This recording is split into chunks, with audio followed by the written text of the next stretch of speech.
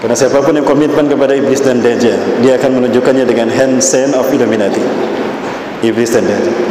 Idola itu adalah, idol itu bisa jadi boneka. Kedua, sesuatu yang dipuja, sesuatu yang disembah, sesuatu yang diagungkan. Alladzi yuwaswisu fi sudurin nas. Kita tidak bisa mengidentifikasi di mana ujung sistem ini. Boleh saya menyampaikan sesuatu tapi agak sedikit berat. Sudah jelas pemimpinnya berkata dusta, dibenarkan demi pangkat, demi jabatan. Sebentar, baca jangan ya, agak berat saya membacanya. Ini resiko jadi ustadz akhir zaman.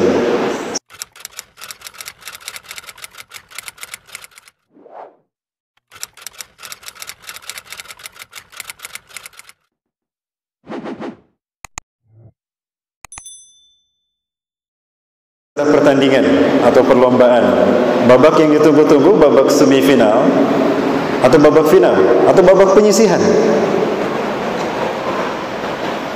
Saya nanyanya ke sini.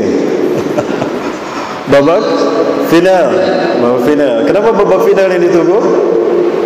Karena babak final babak yang menentukan siapa pemenangnya kan.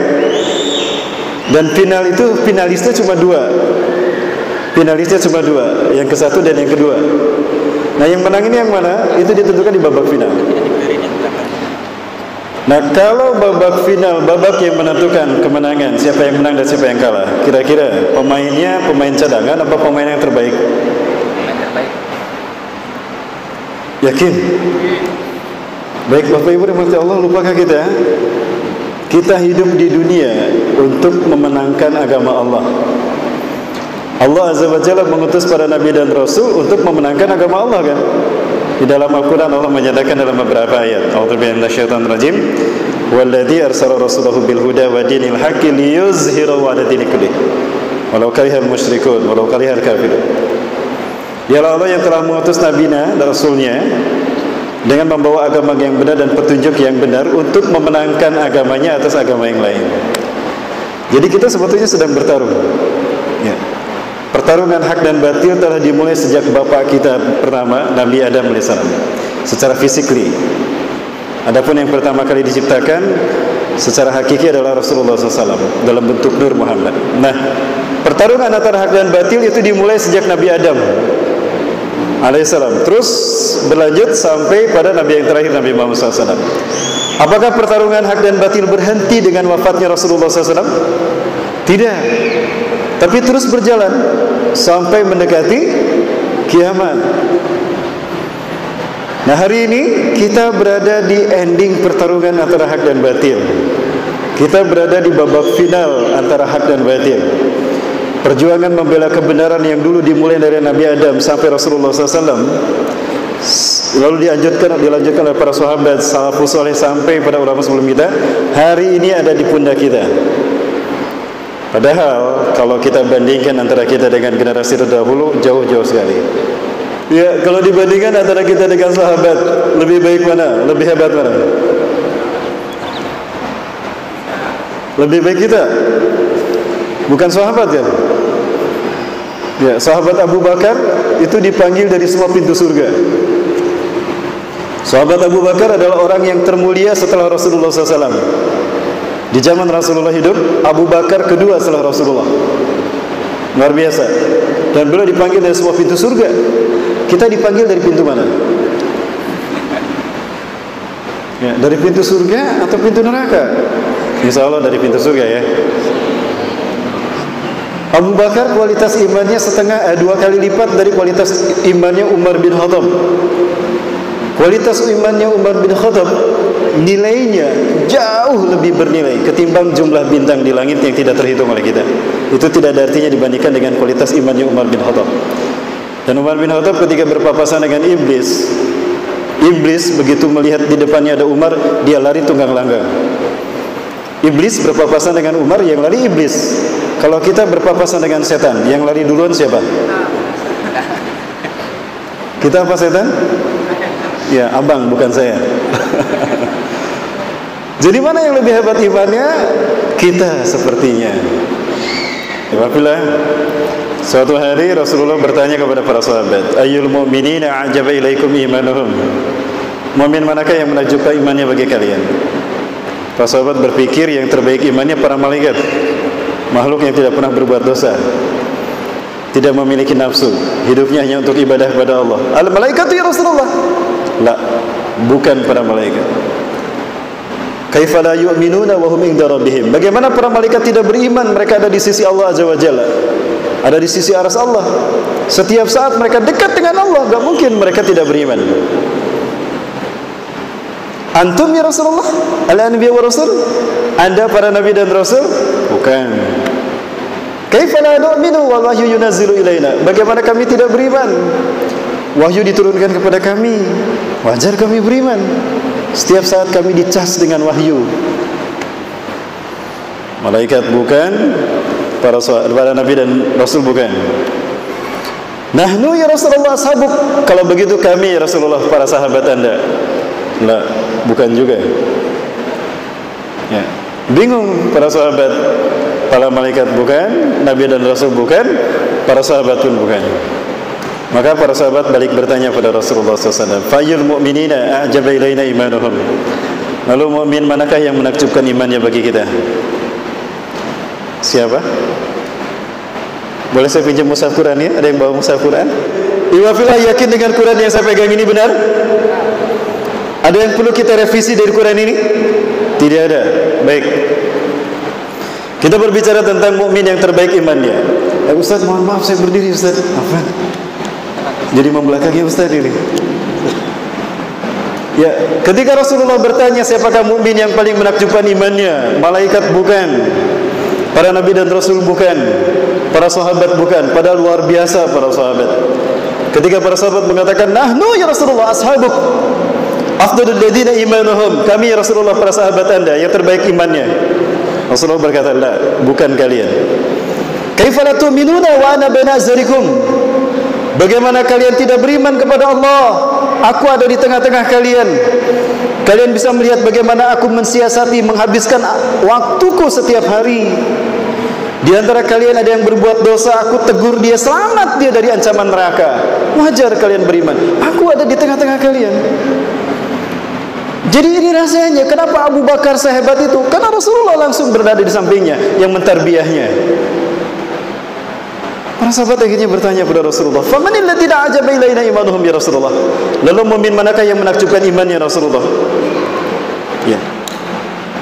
Rasulullah bersabda, "Alladzina a'jaba ilaina imanuhum alladzina yuhyuna min ba'dikum." Orang-orang yang menakjubkan imannya bagi kita adalah mereka yang hidup di akhir zaman. La yaltahiquna bi wala bikum. Mereka tidak bertemu dengan aku apalagi dengan kalian. Wa yajiduna suhufan, mereka hanya bertemu dengan lembaran-lembaran mushaf Al-Quran. Wa yu'minuna bima fiha, dan mereka beriman kepada apa yang ada di dalamnya. Humul ladzina a'jaba ilaina imanuhum. Mereka lah mukmin yang menakjubkan imannya bagi kita.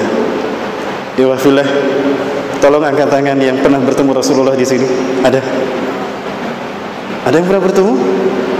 Kalau ada yang ngacung saya enggak percaya. Itu penampakan berarti.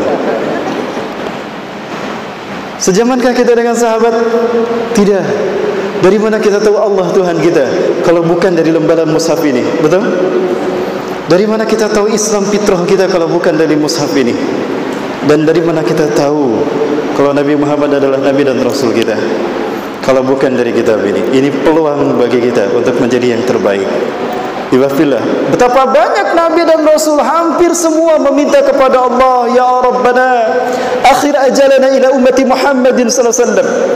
Ya Allah, tangguhkan ajal kami sampai umat Muhammad sallallahu alaihi wasallam. Rasulullah dihidupkan. Saking mulianya berjuang membela Islam di akhir zaman ini. Pahalanya luar biasa. Ya. Maka para Nabi dan Rasul berharap hidup di zaman kita. Walaupun zaman ini penuh dengan fitnah, di situ keutamaannya. Justru di situ keutamaannya. Kalau kita lihat fitnah demi fitnah yang ada di zaman kita, itu akumulatif dari semua fitnah yang terjadi di zaman para nabi. Coba kemaksiatan apa yang di zaman para nabi dulu tidak ada zaman sekarang? Perilaku kaum Sodom. Ya, perilaku kaum Sodomi ada enggak zaman sekarang? Ada. istilahnya apa? LGBT, lontong, gehu, bala-bala, tempe. Ditambah STMJ, sholat terus maksiat jalan. Auzubillah. Ya, susu telur, madu, jengkol, jahe. Baik,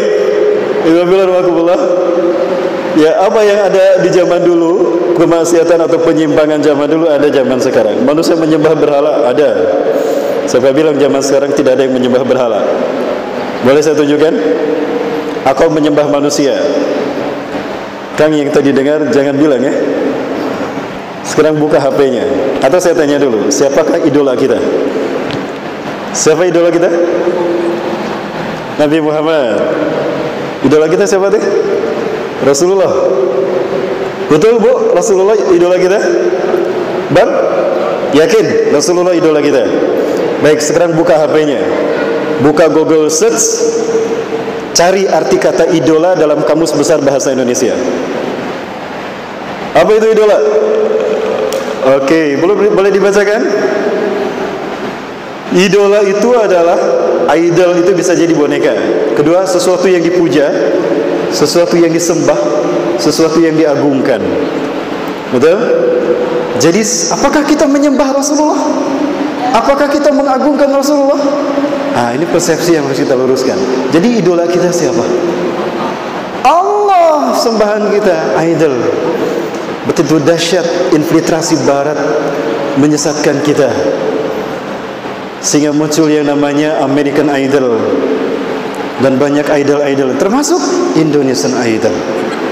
Allahu Akbar. Jadi sembahannya, pujaannya kepada makhluk, bukan kepada Allah. Ada zaman sekarang. Jadi Bapak Ibu rahmati Allah, luar biasa perjuangan di zaman sekarang.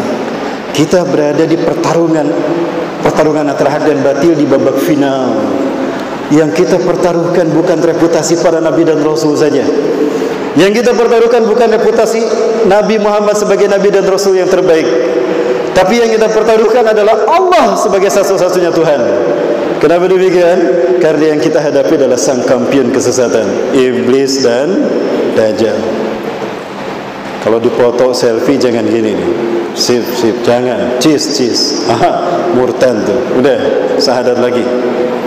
Karena siapapun yang komitmen kepada iblis dan dajjal, dia akan menunjukkannya dengan hand sign of Illuminati. Iblis dan dajjal. Masya Allah. Dan banyak para pemuda-pemudi milenial yang dimurtadkan hanya karena satu hal ini. Dan agen yang paling efektif untuk melakukan pemurtadan ini adalah K-pop. Betul? K-pop. Sungguh kalian akan mengikuti jejak langkah orang-orang sebelum kalian, sejengkal demi sejengkal, sehasta demi sehasta. Tidak terasa kita terjebak pada sistem mereka. Hatta law dahulu juhradabin nataba'tumuhum. Sampai pun mereka masuk ke lubang biawak, kalian ikut juga. Luar biasa fatwanya Rasulullah SAW. Kenapa tidak lubang buaya? Kenapa tidak lubang cacing? Atau lubang kancing? Tapi lubang biawak. Yang namanya biawak membuat lubang itu dengan usungutnya dan sebesar tubuhnya. Sebesar tubuhnya. Biawak kalau masuk satu lubang, keluar tidak bisa mundur, tapi keluar dari lubang yang lain. Karena dia punya sirip kan. Kalau maju ke depan siripnya melipat, dia bisa maju. Tapi kalau mundur dia nggak bisa mundur karena nyangkut kan. Begitulah sistem Dajjal. Dia masuk dari satu lubang, keluar dari lubang lain. Kita tidak bisa mengidentifikasi di mana ujung sistem ini. Kita tidak tahu. Begitulah cara mereka menjauhkan kita dari Allah dan Rasulnya. Masuk terjebak kepada sistem mereka, kita akan mati dalam sistem itu. Itulah kenapa Rasulullah SAW mengatakan, siapa yang terkena dengan sistem Dajjal, dia akan masuk neraka bersama Dajjal. Makanya hati-hati. Ketika kita tahu ini sistem Dajjal, tinggalkan. Nah, bagaimana kita bisa menolak dari sistem Dajjal tadi? Kita mengenal ada satu hadis Rasulullah SAW menyampaikan, ya, man qara asra ayatin min suratil kahfi asima di Dajjal. Barang siapa yang membaca 10 ayat pertama dari surat Al-Kahfi, Allah membebaskannya, dia akan terbebas dari fitnah Dajjal. Apakah hanya dengan membaca? Tidak. Dalam hadis yang lain 10 ayat pertama, 10 ayat terakhir. Man qara'a asyra ayati min awwali suratil kahfi wa akhiriha asimani dajjal. Itu dari Abu Daud kalau tidak salah. Barang siapa yang membaca surat Al-Kahfi 10 ayat pertama dan terakhir, dia akan terbebas dari fitnah dajjal. Pertama membaca 10 ayat pertama, kalau kita tafakuri, itu berbicara tentang fitnah dajjal di zaman dulu dalam bentuk paganisme. Kemudian kalau 10 ayat terakhir kita kaji, itu berbicara tentang fitnah dajjal di akhir zaman, di zaman kita. Maka ketika ayat ini kita pelajari, kita pahami, lalu kita interpretasikan ke zaman sekarang, bukan berarti kita melakukan cocok logi, maka kita akan bisa mencermati, oh ini fitnah dajjal, saya tidak mau ikut. Oh ini fitnah dajjal, saya mau menghindar. Oh ini fitnah dajjal, saya tidak boleh ikutan. Nah maksudnya demikian, Allah akan menyertai dia sehingga dia bisa mendeteksi mana fitnah dajjal, mana bukan, mana jalan, mana jurang, mana hak, mana batil. Nah maksudnya demikian, bukan hanya dengan membaca saja, tetapi juga dengan mengilmui apa yang dibacanya dari 10 ayat pertama dan 10 ayat terakhir dari surat Al-Kahfi. Maka persiapan kita yang terpenting untuk menghadapi fitnah dajjal, terutama fitnah akhir zaman, tidak lain adalah satu, menguasai Quran dan hadis. Menguasai Al-Quran dan hadis. Maka wajib bagi kita mempelajari Quran dan hadis. Maka dosa besar mereka yang menjauhkan diri dari kewajiban ini, mempelajari Quran dan hadis, siapapun dia. Ya, karena dengan Quran dan hadis inilah kita bisa melakukan apa yang harus kita lakukan, mengetahui apa yang harus kita lakukan. Kita bisa mengetahui kemana kita harus melangkah, dengan siapa kita harus berjuang, dan siapa yang harus kita hadapi. Itu salah satu efek yang kita dapatkan ketika kita berpegang teguh pada Quran Sunnah. Jadi para penghafal Quran ini adalah nanti yang akan Allah pilih menjadi bagian dari pasukan Imam Mahdi, pasukan yang terbaik. Karena mereka inilah yang akan melakukan bimbingan kepada umat Islam untuk membedakan mana hak mana batil tadi. Ya, maka para penghafal Quran ini Allah lahirkan, walaupun usia mereka muda-muda, itu untuk menunjukkan bahwa Allah telah menskenariokan peradaban akhir zaman akan dimenangkan oleh umat Islam, umat Nabi Muhammad SAW. Salah satu dari mereka adalah para hufazul Quran. Maka para pemuda-pemudi akhir zaman wajib tuh menyibukkan dirinya dengan Quran dan hadis, dan juga menghafal Al-Quran. Karena demikian dia akan menjadi syafaat bagi kita, bukan hanya menuntun kita di jalan ke jalan yang lurus di dunia, tapi syafaat bagi kita nanti di akhirat. Ya, di dalam kitab Riyadhus Shalihin kalau tidak salah Ustaz ya, di dalam Kitabul Fadail, kitab yang disusun oleh Syekh Nawawi rahimahullah, bukan Al-Bantani ya, Ustaz Nawawi rahimahullah, beliau menukilkan Kitabul Fadail bab fadlu qiraatil Quran. Ya, Rasulullah SAW menjelaskan, yu'ta li sahibil Quran jannatah. Seorang penghafal Quran ketika di surga, dia dihadapkan pada surganya. Maka dia berkata pada malaikat, ya malakallah, iftah hadzal bab, ragibtu an arifa kaifa kana jannati. Penjelasannya begitu. Wahai malaikat Allah, tolong bukakan pintu surga ini, aku ingin tahu bagaimana surgaku. Sebentar wahai hamba Allah, Tuanku, ada sesuatu yang ingin ditanyakan pada anda. Apa itu? Bukankah telah jelas aku ini akan masuk surga dan ini adalah surgaku? Nah, hal indaka syai'un minal Quran? Apakah anda hafal Al-Quran? Taban, hafiztu Qur'ana kamilan. Tentu saja saya hafal Quran 30 juz. Ya, kita hafal berapa juz? 30 juz apa juz 30? 30 juz apa juz 30? Juz 30 ya, kebalik sedikit ya. Hafiztu Qur'ana kamilan, aku hafal Quran 30 juz sempurna. Idan iqama innaka minal Quran. Kalau begitu baca Quran yang ada pada dirimu. Maka orang itu membaca Quran ya dari awal tentunya. A'udzubillahi minasyaitonirrajim. Bismillahirrahmanirrahim. Alhamdulillahi rabbil alamin. Terus dia baca. Ketika dia membaca Quran, tubuhnya naik, kaget dia. La tantahi, istamir qiraatak. Warattil kama turatil fid dunya. Jangan kau berhenti, lanjutkan bacaan Quranmu. Bacalah dengan tartil sebagaimana kau membacanya ketika di dunia. Dia terus membaca. Ketika dia membaca, surga demi surga dia lewati. Ya. Sampai di surat yang terakhir yang dia baca. Surat apa? Ya Anas, karena dia hafal 30 juz ya. Kalau juz 30, Anas juga sama yang terakhir dibaca. Cuma mulainya beda. Dari An-Naba ya.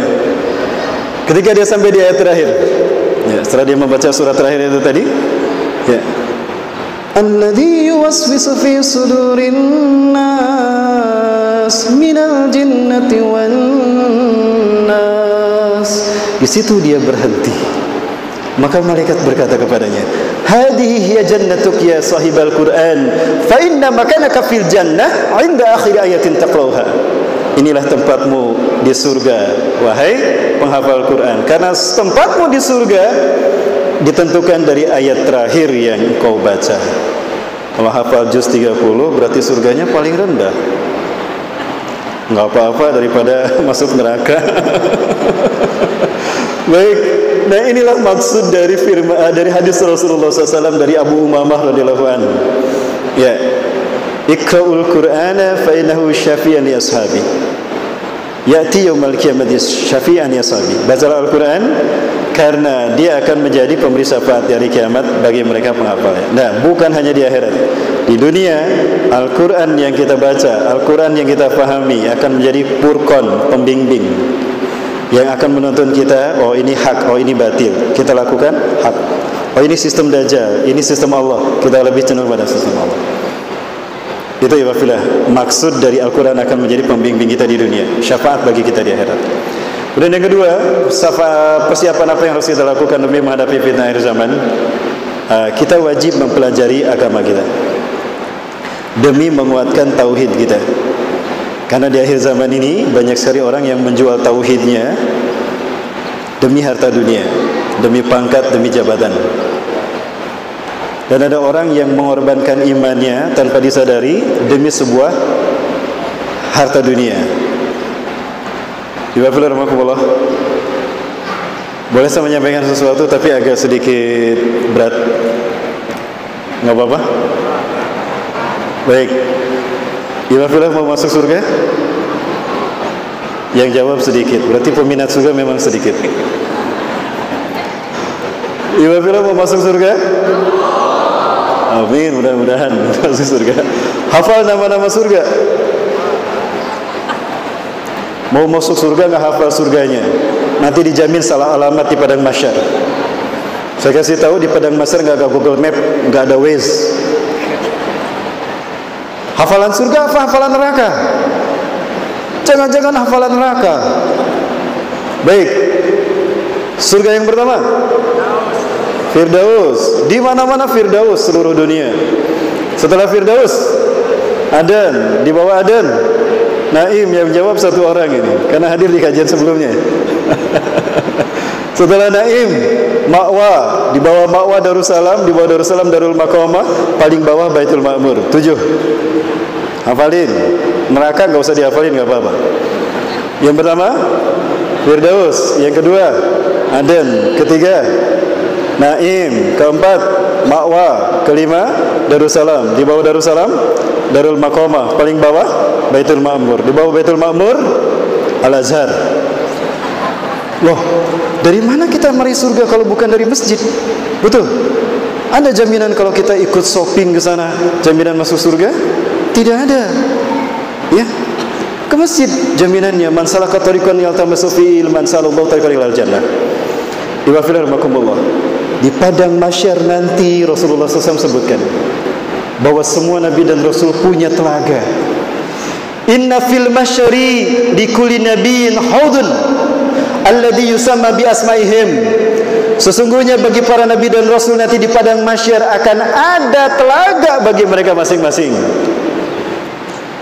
Alladhi yusamma bi asmaihim, yang diberi nama dengan nama-nama mereka.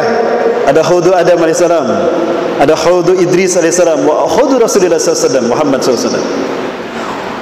Ana faratukum alal haud, aku akan menuntun dan menunggu kalian di telagaku nanti di padang mahsyar. Wa innakum satariduna, dan sungguh kalian akan sampai ke telagaku nanti di padang mahsyar. Wa man waradahu syariba minhu, siapa yang sampai di telagaku dia pasti meminumnya. Wa man syariba minhu, dan barang siapa yang meminum air telagaku walau zam'ata minal ma', walaupun hanya seteguk saja, lam yazma abadan hatta yadkhulal jannah. Tidak akan haus selamanya sampai masuk ke dalam surga. Apa hikmah dari hadis ini? Yang pertama, Rasulullah SAW menegaskan kita bisa bertemu Rasulullah nanti di Telaga Muhammad. Tanyakan di mana Telaga Rasulullah Muhammad berada. Di situ kita bertemu dengan Rasulullah. Itu jawaban Rasulullah pada Abu Dzar. Wahai Rasulullah, apakah di akhirat aku bisa bertemu dengan Anda? Iya. Di mana kami bisa bertemu dengan Anda di akhirat nanti? Cari saya di titian sirat. Jika tidak bertemu, cari saya di telaga. Kalian pasti bertemu dengan aku di telagaku nanti, di padang mahsyar. Ibadillah, siapa yang sampai ke sana dan berhasil meminumnya, bukan hanya tidak akan haus sampai masuk surga, tapi artinya dia dijamin masuk surga. Betul? Yang berhasil sampai dan meminumnya.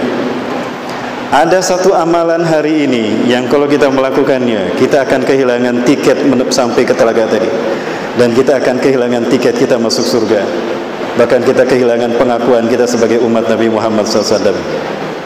Kira-kira amalan apa itu?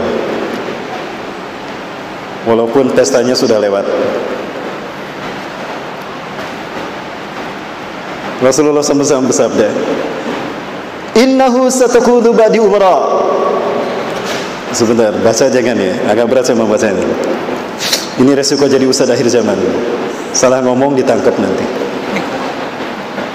Ya, tapi saya udah bilang tadi, saya bukan ustaz akhir zaman, saya ustaz akhir bulan. Jadi ingisal tanpa resiko ya. Innahu satakunu ba'di umara. Sesungguhnya sepeninggalku akan muncul pemimpin-pemimpin yang banyak di tengah-tengah kalian. Lihat baligonya tuh, banyak di pinggir jalan. Betul? Bahkan perempuan pun ikut-ikutan. Padahal itu bukan ranah perempuan untuk ikut-ikutan. Hati-hati, bahaya.